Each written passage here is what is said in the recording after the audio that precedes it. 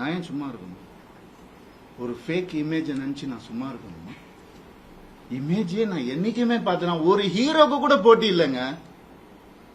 எல்லாரையும் சொல்லுங்க, இவர் அவர், அவர் இவர், இவர் அவர். நான் அதாவது தனியாக பண்ணிட்டு இருக்காரு விடுங்க.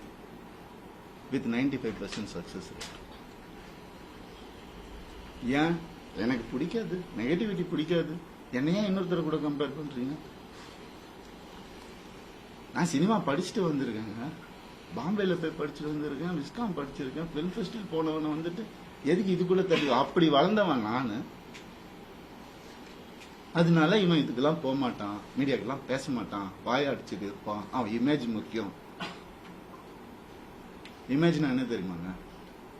நீங்க இந்த சோசியல் மீடியால பாக்குறது அதெல்லாம் இமேஜே கிடையாதுங்க. 23 வருஷம் இண்டஸ்ட்ரியில இருந்து நான் சொல்றேன்.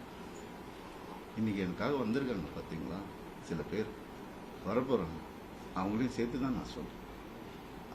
உண்மையானவங்க கிட்ட இவனுக்காக என்ன வேணா பண்ணலாம் அப்படின்ற ஒரு வார்த்தை தாங்க இமேஜ்.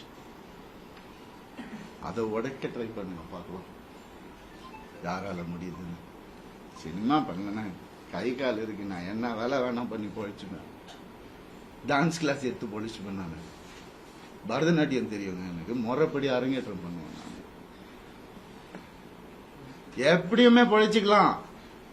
இதுக்கெல்லாம் ஆளாவே ஆளாதீங்க. ஆம்பளைங்களுக்கும் நான் சொல்றேன், இந்த மாதிரி லைஃப்ல என்ன மாதிரி கஷ்டப்படுறவங்களுக்கும் நான் சொல்றேன். நான் நிப்பேன் உங்களுக்காக.